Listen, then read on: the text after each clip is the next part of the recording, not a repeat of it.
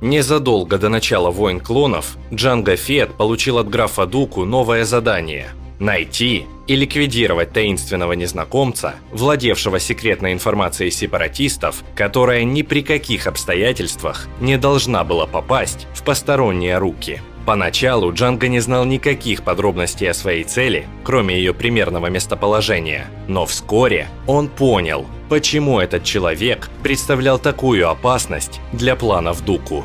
Цель была клоном, который сбежал с камина, не желая становиться солдатом.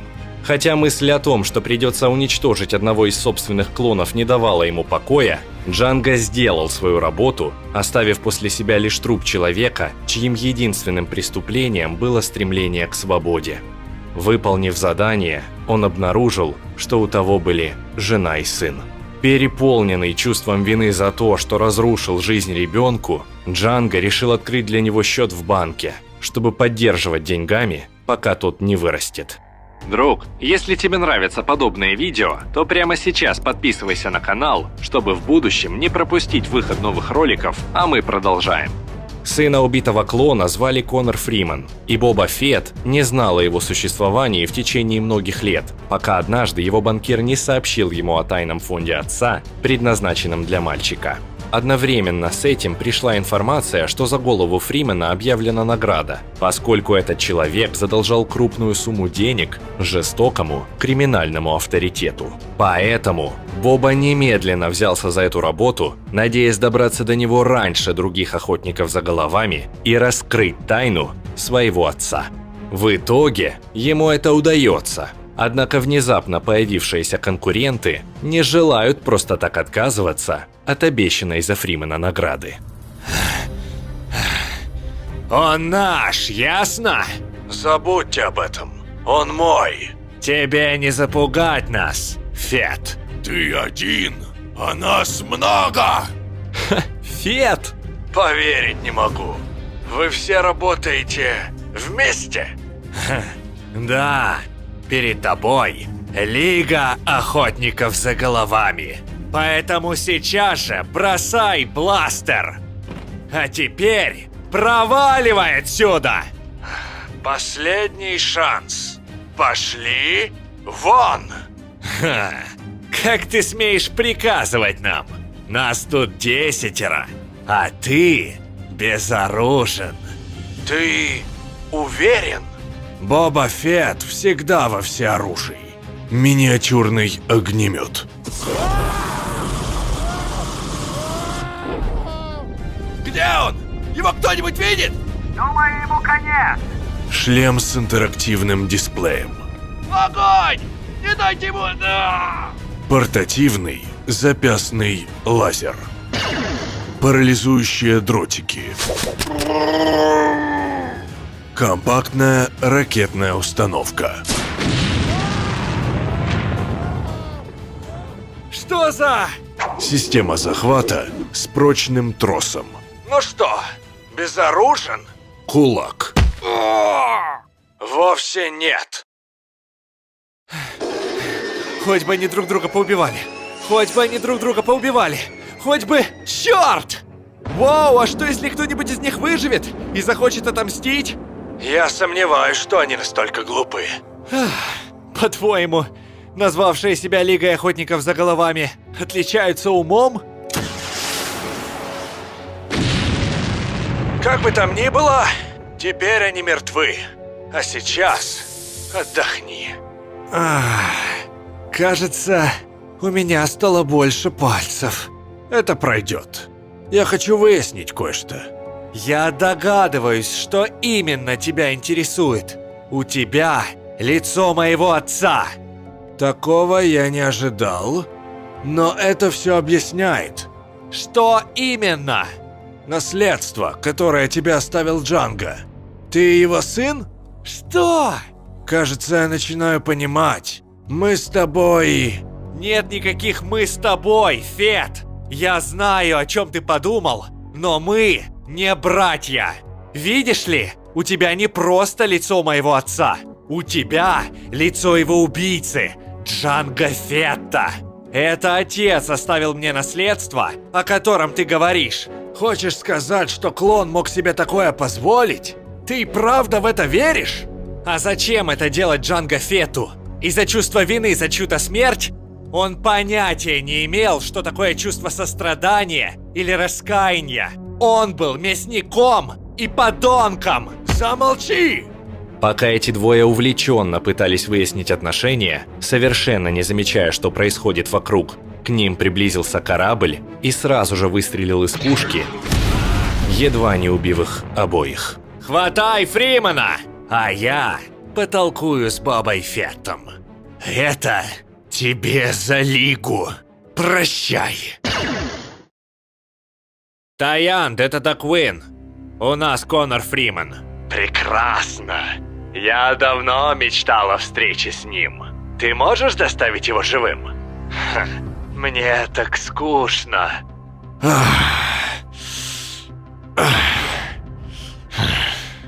Ледяная планета Силар.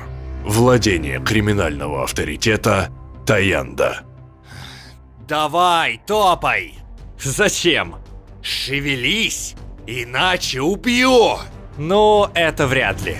Я слышал, что сказал Таянд. Я нужен ему живым. Яртар, хватай его! Вижу, парни, вы и вправду не отличаетесь умом. Похоже, твоя лига стала еще меньше. Что? Нет! Я знал, что эти идиоты не могли тебя убить. Но что мешает мне прострелить твою голову прямо сейчас? Угроза разбиться насмерть! Фримен не горит желанием оказаться в руках Таянда и цепляется за последний шанс. Пожалуйста, дай мне все объяснить. Произошла ошибка. Как-то раз я играл в сабок. Мне везло. Ты проиграл все свое наследство в карты? Нет, я выиграл. Я поставил на кон все, что мне оставил отец. И выиграл. Но, как оказалось, не у того человека. Таянд заявил, что я жульничал. А деньги, которые, с его слов, я ему задолжал, на самом деле мой выигрыш, который мне даже в руках подержать не удалось. Я потерял все и спустя мгновение бежал оттуда со всех ног, уворачиваясь от бластерного огня. Это ничего не меняет. Я всегда получаю награду. Нет. А что насчет твоего отца? Ведь он оставил мне наследство. Как бы он отнесся к твоему поступку? Это не имеет значения. Он мертв. Боба Фетт! Никогда бы не подумал, что такая мелкая сошка привлечет твое внимание. И я определенно не припоминаю, чтобы ты сотрудничал со мной ранее. Что ж, как бы там ни было, я больше не стану тратить твое драгоценное время на разговоры и просто заплачу. В этот момент в комнату вошел Даквин, который считал, что награду за Фримена должна получить Лига Охотников за Головами. То есть он сам, поскольку все его коллеги были уже мертвы. Однако Таянд не стал менять своего решения и протянул кошелек с кредитами Бобе Фетту. Прошу. Сколько он задолжал? Я не расслышал. Прости, что? Фриман, ты назначил за его голову награду, потому что он задолжал тебе деньги. Сколько? 500 000 кредитов. Я выплачу. Что? Я выплачу то, что он задолжал, и вы будете в расчете. Нет. Прошу прощения. Я сказал нет. Я хочу убить его. Мне не нужны кредиты. Понятно. Это потому, что он обыграл тебя? Задел твою гордость? Он не обыграл меня. Он жульничал. Я готов выплатить все, что он должен, Таянд. Твоя репутация не пострадает. Он умрет, Фетт. Сначала я поиграю с ним, а затем скормлю своему ранкору. Ты получил награду, а теперь уходи. Фетт! Я назначаю награду за голову Таянда. У меня есть 3 кредита. 3 кредита тому, кто убьет его. Ха-ха-ха-ха! Ты вправду думаешь, что Боба Фетт? Я согласен. Хочешь, чтобы я стал твоим врагом, Фетт? Нет, ты сумасшедший, причем очень опасный. Такой враг мне точно ни к чему. За мной! Фет вместе с Фрименом быстро покидают комнату и направляются прямо к разъяренному Ранкору. Чтобы еще больше разозлить чудовище, Боба стреляет в него из бластера и, удачно увернувшись от удара огромной лапы, задействует свой портативный огнемет. Этого оказалось достаточно, чтобы Ранкор сорвался с цепей и набросился на головорезов Таянда, дав шанс скрыться беглецам. Однако на этом проблемы не закончились. Берегись! И внезапно появившийся Дакуин ранил Фримена в плечо, после чего получил выстрел в упор от Бобы Фетта. Что? Неужто духу не хватает пристрелить безоружного? Ты в порядке? Произнес Боба, скидывая с себя реактивный ранец. Нет. Что ты задумал? Что за... В чем дело? Мы выберемся отсюда. Причем с твоей помощью. Терпение, Боба. Пора.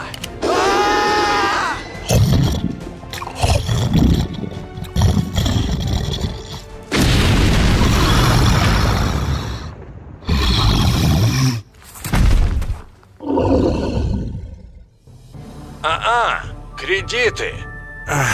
Что? Кредиты? Я жду. Ты должен мне 3 кредита. Боба Фетт всегда получает награду. Я не знаю, почему он решил помочь мне. Вряд ли дело в жалости или чувстве вины. Я сомневаюсь, что такие люди, как он, вообще что-то чувствуют. Можешь забрать все. Таянду это больше не нужно. Что ты делаешь? Мне нужен клык. Я собираю их для кое-кого. Не думаю, что он понял, чего я добивался. Почему решил рискнуть всем. Ему никогда не понять, каково это – пытаться оправдать надежды давно погибшего человека. Это клык, пап. Видишь? Я больше не боюсь. Как в детстве, отец. Ты же всегда учил меня быть бесстрашным. Далее их пути разошлись, но пришел тот день, когда судьба свела этих двоих снова. Примерно за год до битвы при Явине губернатор Конкор Доуна Пуртон решил отомстить Бобе Фетту за убийство своего сына Ленавара. Команда из нескольких наемников и штурмовиков напала на Фетта, когда тот охотился на преступника по имени Бендек на пустынной планете Сатимон. Когда Фетт наклонился над ямой, в которой спрятался Бендек, наемные убийцы выстрелили ему в спину, и Мандалорец свалился в яму. Убив Бендека, Фетт надел на него свои доспехи и включил реактивный ранец. Когда тело преступника вылетело из ямы, наемники приняли его за Бобу и изрешетили из бластеров. Фетту было на руку то, что Бендек был слегка на него похож, как и то, что один из выстрелов пробил визор его шлема. С этого момента Боба Фетт считался погибшим. Имея в своем распоряжении идентификатор Конора Фримена и пользуясь тем, что внешне они выглядели практически одинаково, Фетт мог вполне безопасно начать расследование покушения на свою жизнь. Установив личности своих несостоявшихся убийц, Фетт начал на них охоту. Вначале он прибыл на Эридонию, где допросил одного из участников покушения, капитана Забракской армии, Сибара. Выяснив, что его нанял штурмовик-командор, другой участник покушения, Боба сбросил Сибара с моста. После Фетт вернулся на Сатимон, где представился таможеннику как Конор Фримен. Найдя штурмовика-командора и сбросив его с рассоспенника, Фетт выяснил, что операцией командовал капитан штурмовиков Командос Мак Юивс. Фетт оставил связанного штурмовика рядом с рассоспенником, верно предположив, что животное непременно расправится со своим бывшим хозяином в качестве мести за жестокое обращение. Шпионка на службе Пуртона, Тейшен, узнала, что убийцам Фетта мстил некий Конор Фримен. Надев броню погибшего на Сатимоне штурмовика, Фетт явился в контину на Адзери и успел вывести оттуда Фримена и его друга-бармена Куинни. прежде чем бар был уничтожен выстрелом из корабля Пуртона. Фет доставил потерявшего руку Фримена в лабораторию своего знакомого хирурга Корнелиуса Эвазана, где тот получил кибернетический имплант. Объяснив Коннору, что он использовал его личность для того, чтобы расквитаться со своими убийцами и выяснить имя их нанимателя, Боба привез его на Конкорд Доун, приказав найти и защищать наемника по имени Синтас Уэлл. Сам же Фет отправился на Луну Блэкфелл, где были расквартированы штурмовики Командос. На подлете переодетый штурмовиком Фет заявил, что его корабль подбили повстанцы, и направил его в диспетчерскую вышку, а сам улетел на реактивном ранце. Живей, живей! Тушите огонь! Ты, Повелитель Вейдер, что здесь произошло? сильно поврежденный корабль попытался приземлиться в доках. Он снес диспетчерскую вышку. Если он был так поврежден, почему ему разрешили посадку? Почему его не перенаправили в другое место? Я не могу знать, Повелитель Вейдер. Кто разрешил посадку? Привести их ко мне. Офицер, разрешивший посадку, был внутри вышки. Это достойное наказание за его некомпетентность. Продолжай патрулирование, солдат. Так точно, Повелитель Вейдер. Бей снова, боец! Не дай противнику прийти в себя! О! Капитан Юивс? Произошел взрыв, капитан. Повелитель Вейдер приказал найти вас. Неужели, солдат? Если я понадобился Вейдеру, то зачем отправлять посыльного, когда можно воспользоваться камлинком? Возможно, дань уважения? Уважение? Тебе стоило проявить больше уважения и придумать ложь получше. Я знал владельца этой брони и в курсе, что он погиб. Не знаю, кто ты, но придя сюда в одиночку, ты совершил самый глупый поступок из всех, что я видел. Похоже, что сегодня мы тренируемся на живой мишени, парни. Боевое построение 7. Боевое построение 7? У вас есть построение, которое значит встать в линию перед гранатами? Что?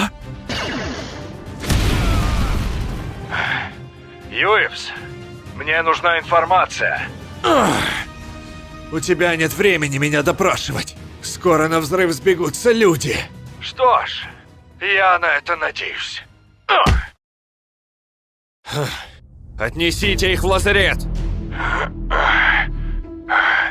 Простите, парни. Внимание! Обнаружена угроза. Посторонний на Блэкфелле.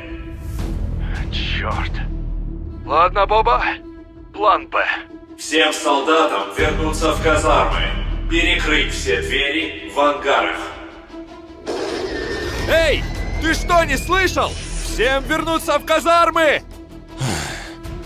Тебе не выбраться с этой луны. Диспетчеры ни за что не дадут разрешения на взлет. Не волнуйся. Об этом я уже позаботился. Эй! Эй! Есть здесь кто-нибудь? Ау! Ты? Но мы же убили тебя! Да, убили. И это меня очень сильно разозлило. Знаешь, я коллекционирую зубы монстров, Юивс. Это клык Бальега. Так вот, на нем до сих пор осталось немного яда. Скажи, тебе известно, какую боль он причиняет? Да, известно. Хорошо.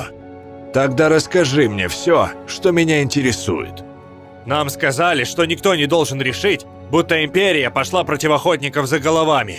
Нам пришлось нанять экзотов, отсюда и радианец, и капитан Забрак. Кто тебя нанял? Кто все организовал? Женщина по имени Тейшен. Она главный шпион у губернатора Пуртона. Пуртон? Знакомое имя. Раз он пошел на такое, чтобы убить тебя, полагаю, вы знакомы, Фет? Он губернатор Конкорд Доуна. Тем временем, находясь на Конкорд-Доуне, Коннор Фриман разыскал Синтас Уэлл, которая оказалась бывшей женой Боба Фетта, и жила здесь вместе с их дочерью Эйлин. Понимая, какая опасность им грозит, они укрылись в убежище, но вскоре туда прибыл Пуртон вместе с Тейшен и отрядом наемных защитников. Взорвав дверь, они забросали помещение гранатами. Бежим! В этот момент к месту схватки прибывает Рап-1, и Фет сходу вступает в бой с наемными защитниками. Во время сражения он убедил Тейшен, что ее наниматель скоро погибнет, и предложил взять ее к себе на службу. Та согласилась, и Боба направился в убежище Синтас, куда ранее вошли Пуртон и 3 защитников. Застрелив 2 из них, он подошел к люку, ведущему в потайную комнату, где укрылись близкие ему люди. Однако его помощь более не потребовалась, поскольку последние защитники Пуртон были уже мертвы. Пуртон отказался поверить, что его сын был убит Фетом за насилие над Синтас, и напал на нее, после чего Фриман застрелил обезумевшего от ярости губернатора. Ты в порядке? Фет по-прежнему находился с бывшей женой в плохих отношениях и не стал с ней разговаривать. Увидев, как она целует Фримана, он молча развернулся и вышел на улицу. «Все кончено. Человек, стоявший за всем этим, мертв. Твоя семья спасена». Ты целовал мою жену. «Она тебе больше не жена». Верно. «Держи. Что это? Зуб Пуртона. Я помню, ты собираешь зубы чудовищ. Он явно один из них». Видел Эйлин? «Да, забавная девчушка. У нее наши глаза». Это точно. Друзья, хотите больше подобных историй? Тогда ставьте палец вверх, подписывайтесь на канал и напишите свой комментарий. Так мы узнаем, что ролик вам понравился. Спасибо за просмотр и до новых встреч в следующих видео.